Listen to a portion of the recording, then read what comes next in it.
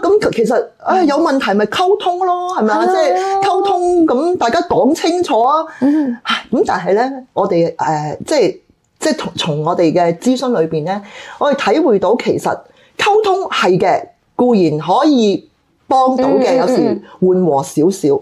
但係咧，其實我哋更深入去睇到咧，其實係大家有一啲嘅我哋所謂講嘅依附關係 attachment 嘅需要咧，係冇被滿足到。咁咧，我哋即係喺研究裏邊啦，咁喺哈佛大學咧做咗個研究喎，佢咧就長達80年。哇，80年！80年係啊，咁咧就跟咗4代嘅。追蹤研究係啊，追蹤咗係啊，哇，好長，就發現咧原來親密關係裏邊嗰個重要嘅得到嘅滿足佢需要咧，其實係要有安全感。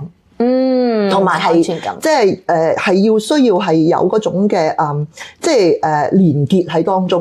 即係我會覺得我係被明白、被了解，呢個需要。